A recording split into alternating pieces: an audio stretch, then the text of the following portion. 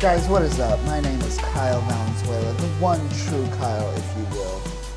So this is it. This is the first podcast. I'm here alone. Hopefully in the future I'll have more people, but this is a loner podcast for now.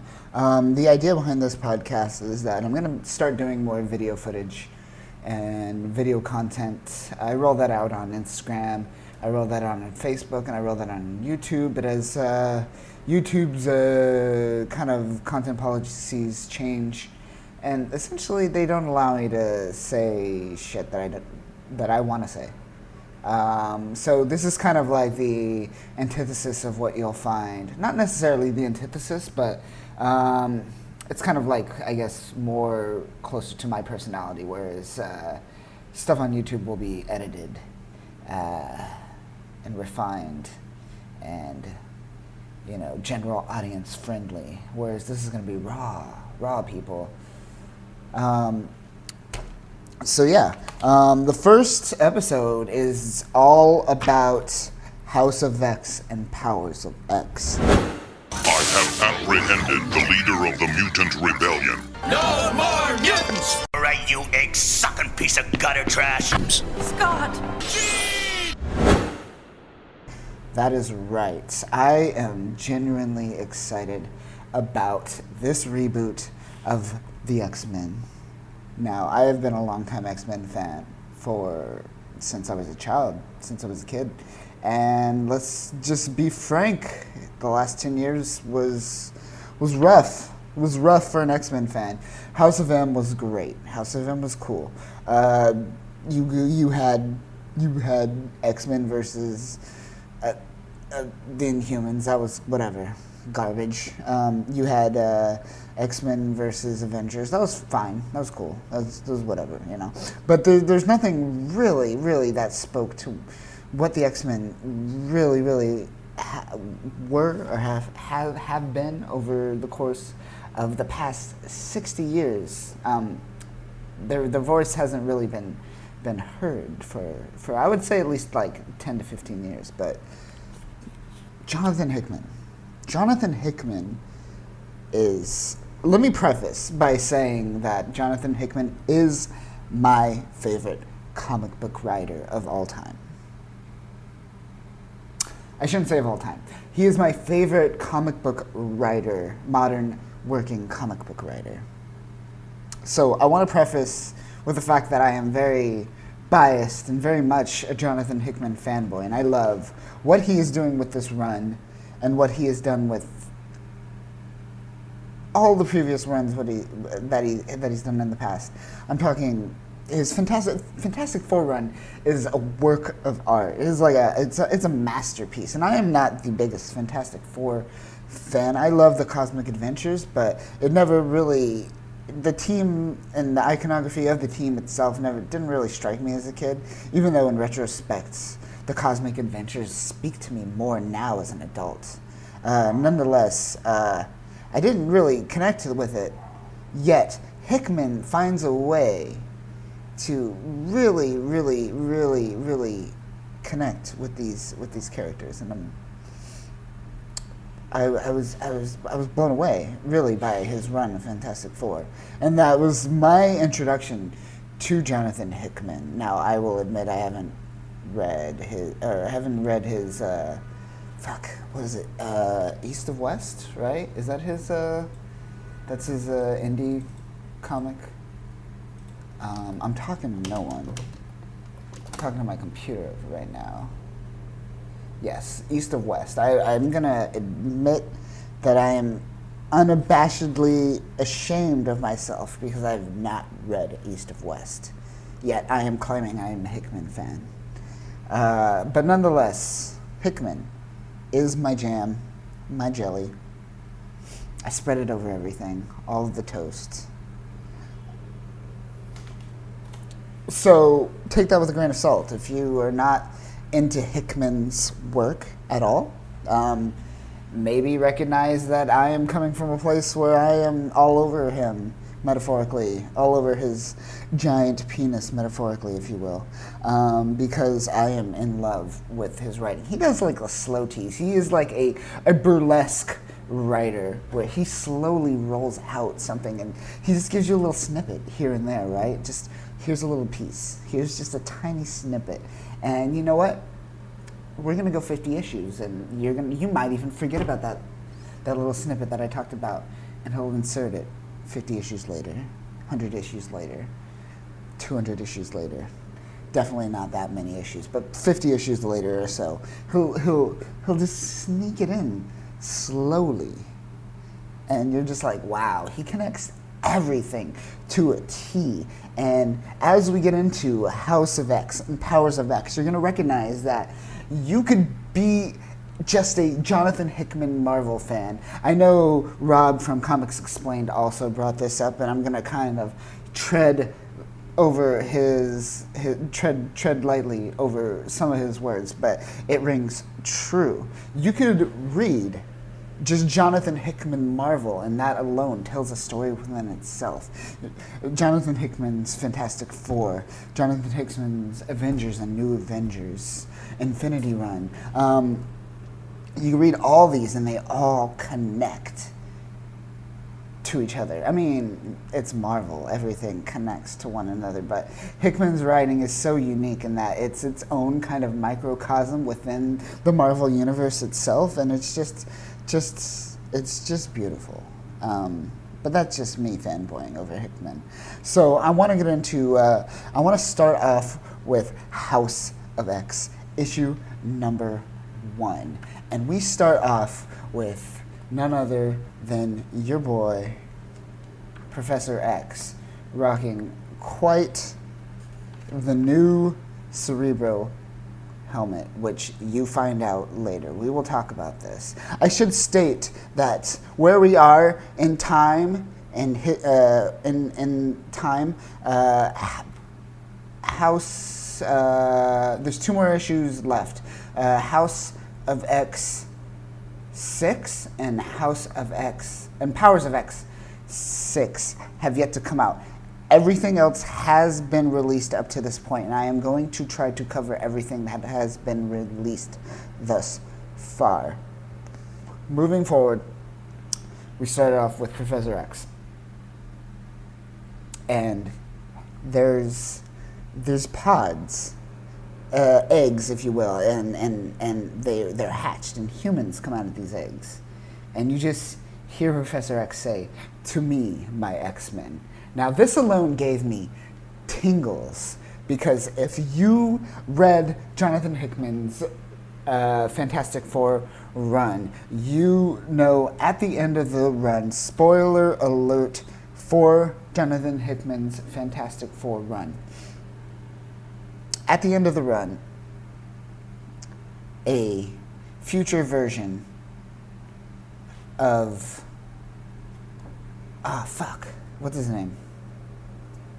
Mr. Fantastic's son. Why am I drawing a blank right now? Mutant. The greatest, one of my favorite characters, and I am drawing a blank. Motherfucker.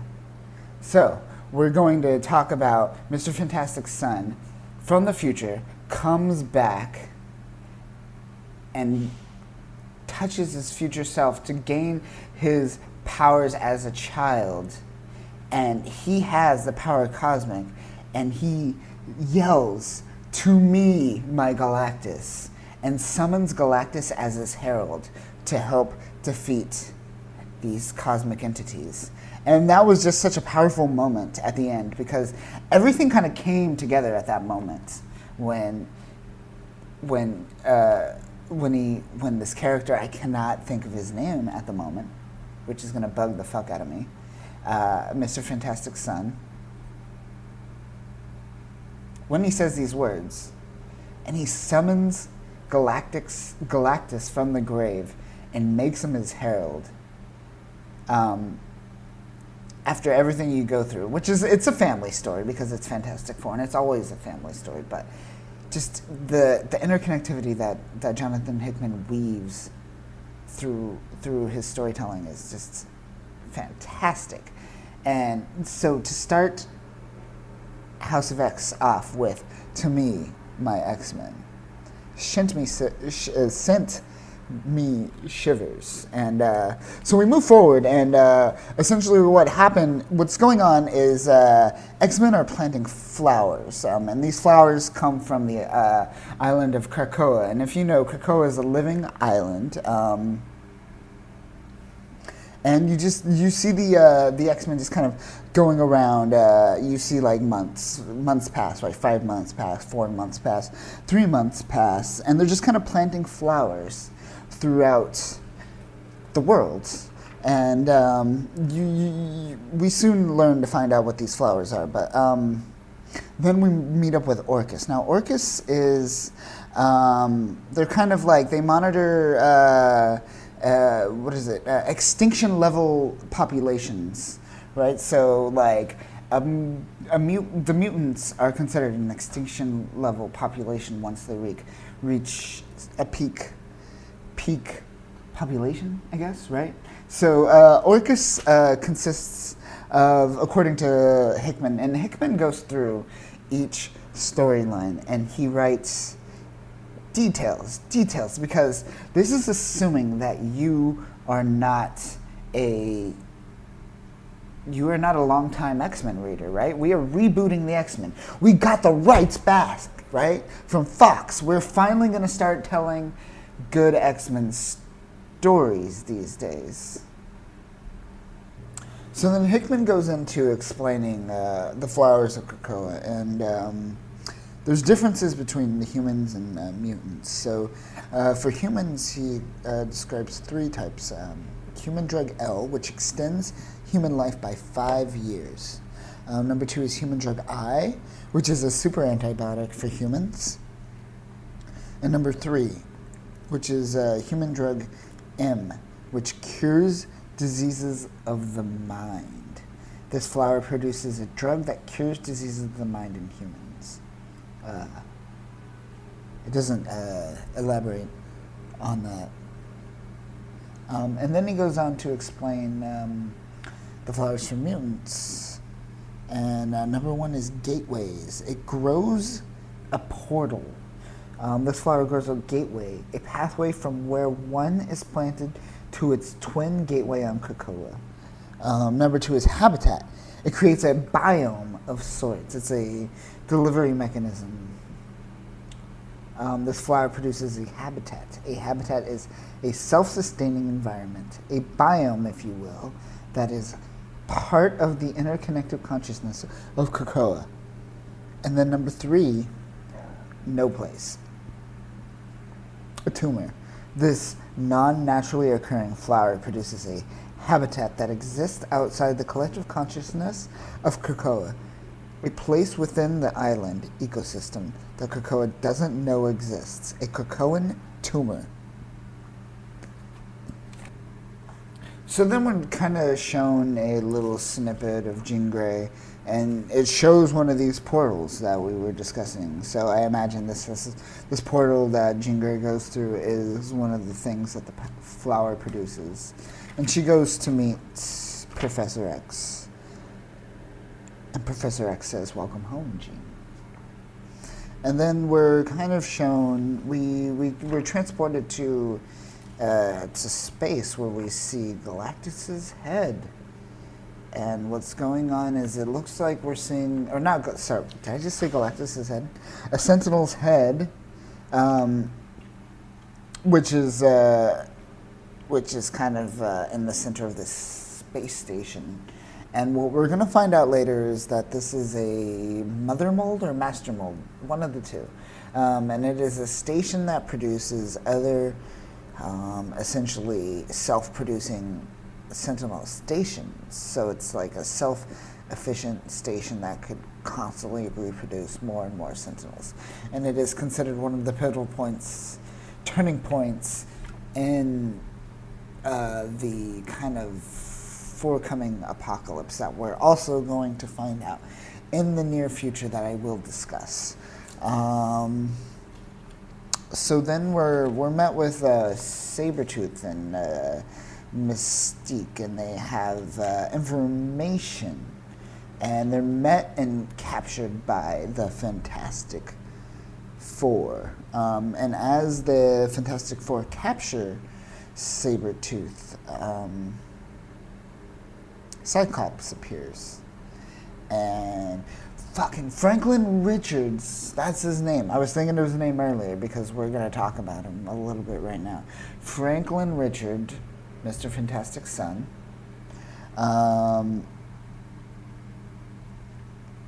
is a mutant, by the way. An Omega level mutant, by the way. So Cyclops kind of comes as the Fantastic Four is capturing Sabretooth, and he's like, yo, he's a mutant. I want him. And the Fantastic Four are like, or at least Reed Richards is like, no. And it kind of shows, yeah. So it shows that, like, you know, the superheroes got they got a little bit of turf. They got their turf. They can't pass certain lines, and just because Sabretooth is a mutant doesn't mean that they could. It's like their jurisdiction or anything, right? So then, this is my favorite part because Cyclops throws a little bit of shade right here. Throws a little bit of shade towards Fantastic Four. Which, by the way, the introduction of Fantastic Four into the X-Men should preface the fact that the Fantastic Four are back on Earth. If you haven't read Dan Slott's run, I don't know how many issues in. I'm about 8. I'm about on 8 issues. I'm about on 8 issues, but I don't know where the run's off. I'm a little bit behind, but Dan Slott's run is currently going on. Fantastic Four are back, so that gives you an understanding of why the Fantastic Four are here. So Cyclops throwing a little bit of shade because Franklin Richards is a mutant, and essentially he's like, you know, tell your boy when he's ready. He has a family on Krakoa waiting for him.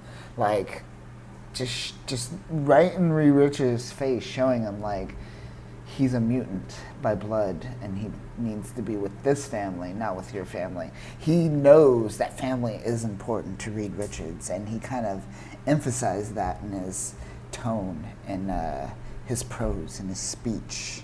And that's a great way to get in Reed Richards' skin right there. That is a great way. It's like anything involving family, any type of divide whatsoever. And that is a great divide because Cyclops is here stating that he does have a family, a genetically like dominant family from a genetic standpoint. They're Homo superior, right? So that was an interesting kind of like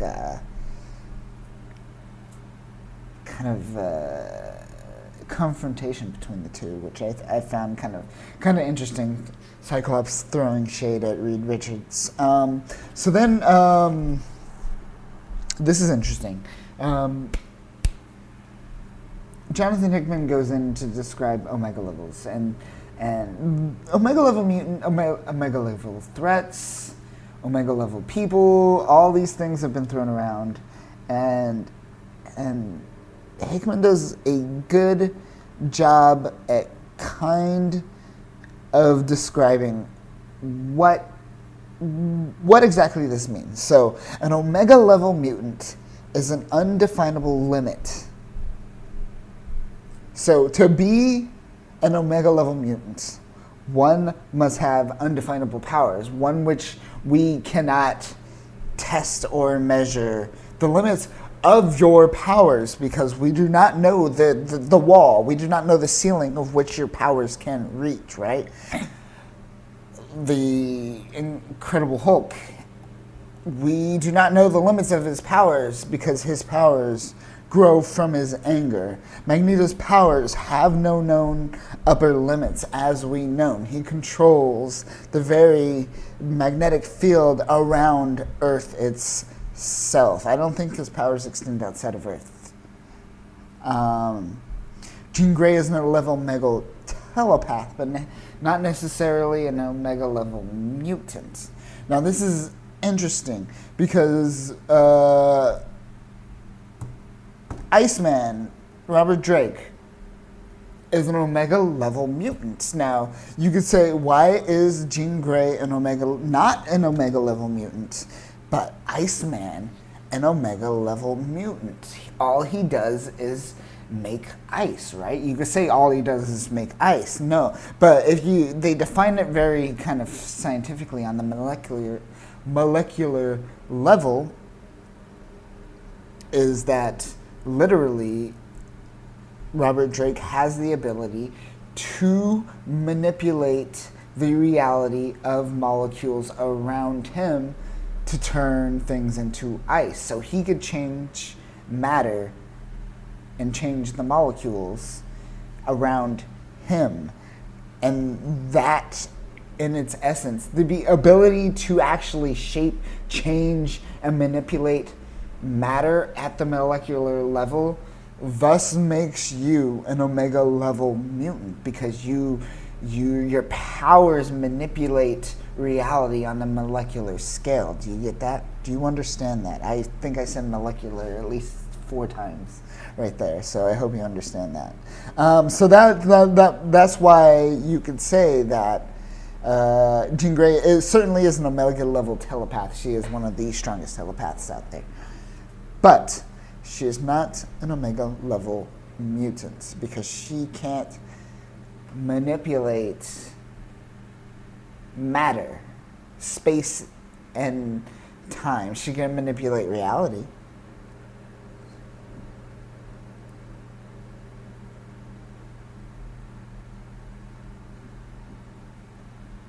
But she can't. Why was there such a huge pause? I don't know. But she can. I guess she can. No, wait, because she's telekinetic as well, so she can manipulate things on Earth. Well, no, fuck. I don't know. It's still somewhat confusing, right? Because, all right. So this is literally from the book. For example, while Jean Grey is both a telepath and a telekinetic, she is only an Omega level telepath. And then Hickman goes on to kind of list known Omega level mutants. And we got Jamie Braddock, Monarch. We got Robert Drake, Iceman. Elixir, Marvel Girl, Legion, of course. Magneto, Proteus, Mr. M, Storm, Exodus, Kid Omega, Powerhouse, Vulcan, Hope. So those are just some Omega level mutants. And Hickman does this throughout the entire series. He goes on to just deep dive, and it literally stops being a comic and starts being a book. And starts being graphs, charts, books, documents. And he is literally laying out the foundation of what is the new canon for X-Men. And it's kind of fascinating watching, as a previous X-Men fan, like just kind of watching this, like all kind of like the bricks being laid down one at a time.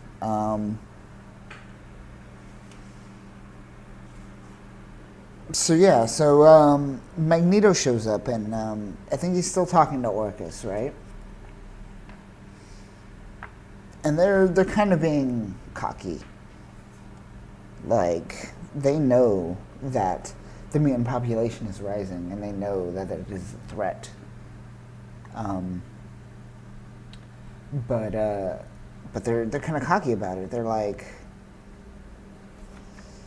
They think they have some type of upper hand, and Magneto just, it's a great line. He goes, "You have new gods now."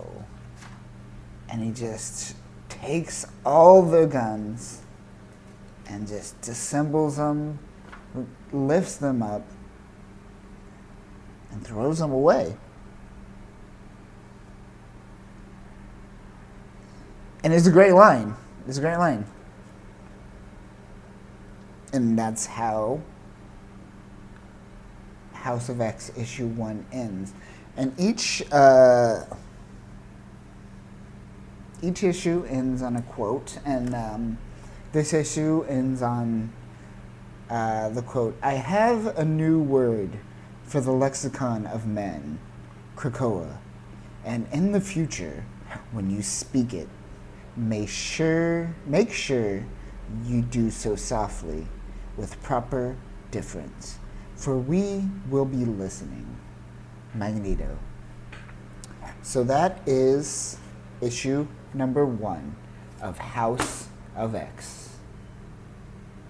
Hey, if you're hearing this, thanks. I appreciate you for listening to my ramblings, because I have no idea what I'm doing. I am just starting out.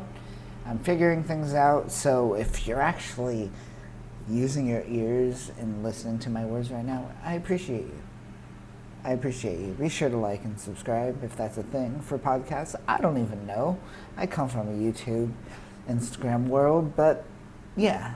Do the things that require you to like things. Rate. You rate with stars, right? Okay, yeah, that's it. So rate with stars. Give me the stars that you think that this is deserving. If you think it's 5 stars, give it 5 stars. If you think it's 1, give it 1. I don't care. But I appreciate you for listening. Have a good day.